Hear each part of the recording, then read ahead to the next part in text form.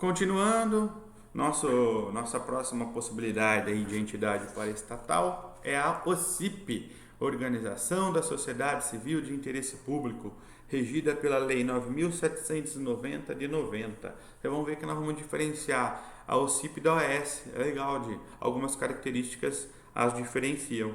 Primeira coisa é o objeto. As atividades desenvolvidas pela OCIP são atividades de assistência social, promoção da cultura, saúde, da segurança alimentar e nutricional, do meio ambiente, entre outras. Entrem na Lei 9.979 de 90 e leiam o artigo 3º. Lá descreve todas as atividades desempenhadas pela OCIP. Tá?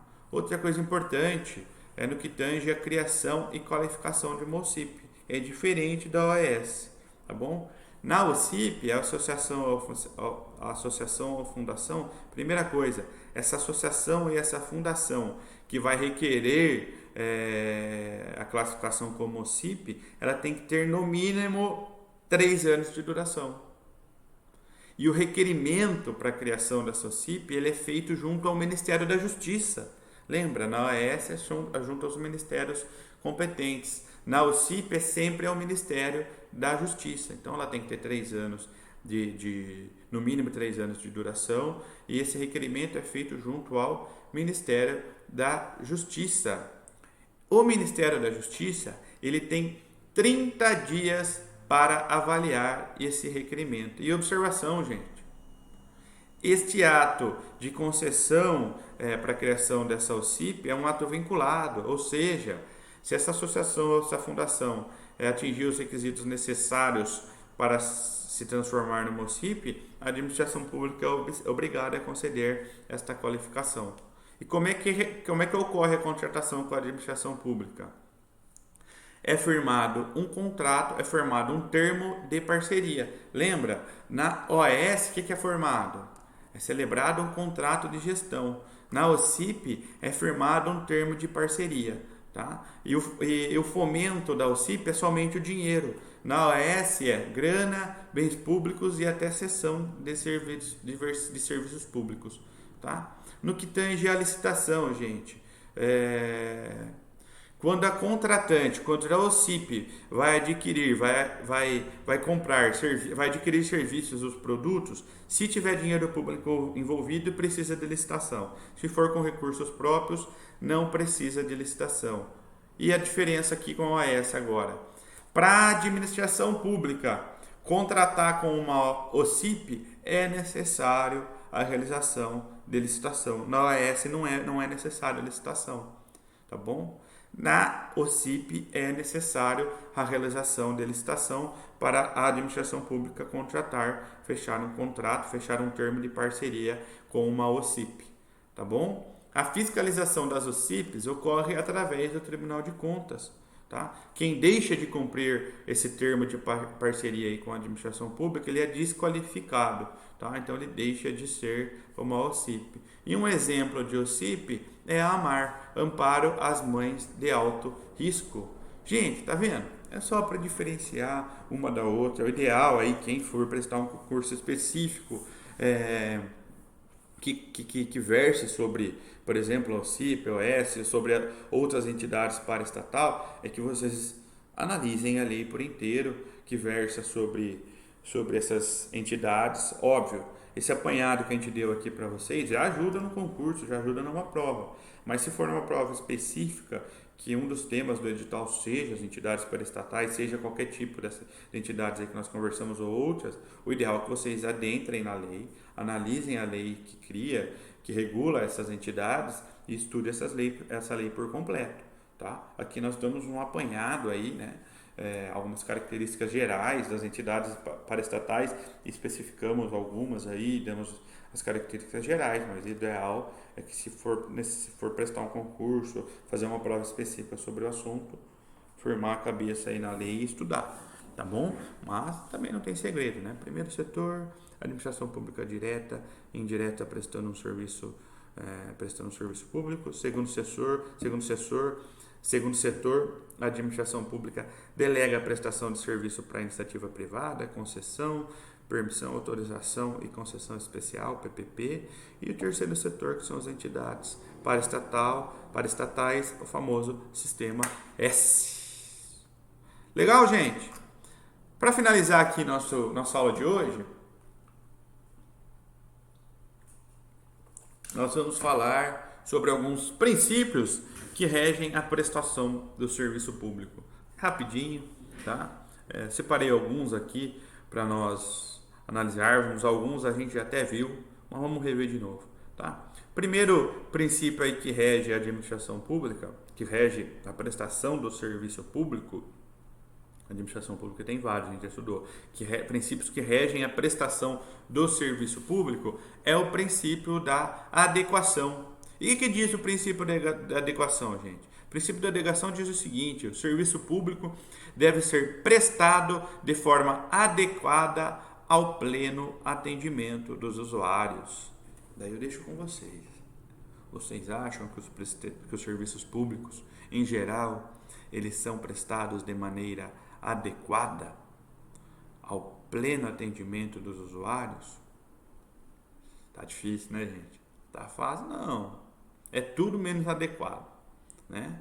Mas tudo bem. Vamos brigar, vamos melhorando. Segundo princípio que rege a prestação do serviço público, o da regularidade. E o que diz o princípio da regularidade? Ele diz o seguinte: que o serviço público tem que ser prestado de maneira regular. Ou seja, o usuário não pode ser surpreendido. Tá? E quando a gente diz surpreendido, seja com aumento abrupto do preço, com interrupção, ele tem que ser prestado de maneira regular. Tá bom? Princípio da continuidade. Da regularidade e da continuidade, mais ou menos que eles se completam, né? O princípio da continuidade nós já estudamos, né? Que o serviço público ele não pode ser interrompido, porque em regra um serviço público ele é essencial, ele é de grande relevância para a coletividade. Por tal motivo ele não pode ser interrompido. Tranquilinho também, né? Princípio da eficiência. O que diz o princípio da eficiência, gente? Que rege a prestação do serviço público. Ele diz o seguinte: que o serviço público deve atingir o resultado pretendido, seja no tocante à qualidade, à quantidade e ao custo.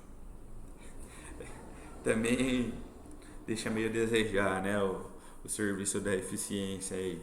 A gente tem que brigar muito ainda com a administração pública, votando bem aí para que o serviço público seja prestado de uma maneira eficiente, certo? Outro princípio que rege a prestação do serviço público é o da segurança. O serviço público não pode causar risco ao usuário, tá? Daí vocês pensem em várias, será que tá assim? Quando você vai num hospital que não tem, que está faltando produtos lá, equipamentos para os médicos, quando você senta lá num ônibus que está enferrujado ou com pneu careca, né? Mas é um princípio que rege o serviço público. O serviço público não pode causar risco ao usuário. Outro princípio que rege aí o serviço público, os serviços públicos, é o princípio da atualidade. O que diz o princípio da atualidade, gente? Ele diz o seguinte: que o serviço público deve ser modernizado. E quando eu falo modernizado, eu digo o seguinte: no que tange às técnicas utilizadas, aos equipamentos, às instalações, e mais uma vez, eu deixo para vocês aí me dizerem se os serviços públicos eles são modernos ou não. Alguns até são, né? Mas a maioria precisa melhorar muito também no que tange à atualidade. Outro princípio que rege a prestação do serviço público é o princípio da cortesia. E o que diz o princípio da cortesia, gente? Ele diz o seguinte: que o serviço público ele deve ser prestado por pessoas que tenham ou que tratem os usuários com respeito e educação. É isso aí mesmo. Quem já foi maltratado aí por um servidor público, por um médico que te atendeu lá no posto de saúde, nem na sua cara falou, nem na sua cara olhou, nem um oi te mandou, nem um tchau ele falou. Pois é, mas se ele for um médico público, o dever dele é te tratar com respeito e educação. princípio da cortesia, que rege a prestação do serviço público. Outro princípio que rege a prestação do serviço público é o princípio da modicidade. O que diz o princípio da modicidade, gente? Ele diz o seguinte, que o serviço público ele deve ser prestado por um preço reduzível, por um preço acessível ao usuário, de forma a atingir a universalidade da prestação. Não adianta eu oferecer um serviço público lá top, com o preço lá em cima. Vamos lá, transporte público. Tem ônibus lá que tem uma tela de computador para cada um, ar-condicionado, tudo, mas custa R$20 a passagem. Pra você ir do seu serviço à sua casa. Tem que ser acessível. O serviço público ele tem que ser prestado por um preço reduzido, para poder atingir a toda a coletividade, para caber no bolso nosso. Tá bom? E o último princípio aí que eu separei para vocês, que rege a administração pública, é o princípio, o que rege a prestação do serviço público, é o princípio da generalidade. E o que diz o princípio da generalidade, gente? Ele diz o seguinte, que o serviço público ele deve ser prestado a todos os usuários de forma igualitária e impessoal. Tá bom? O serviço público ele não pode discriminar um ou outro. Tá certo? Ele tem que tratar todos os usuários de forma igual e impessoal. Tá? E aí vocês levem para todas as formas que vocês entenderem, tá? Todo usuário, seja ele o que for, tem que ser tratado com respeito, educação, tem que ser tratado de maneira igualitária e impessoal. Tá bom? Gente, graças a Deus, terminamos serviços públicos, é uma matéria legal, tá? O material em PDF está lá postado para vocês. Qualquer dúvida hoje eu vou estar lá online na plataforma Teams. Nós conversaremos se precisar, tá bom? Um grande abraço e até a próxima.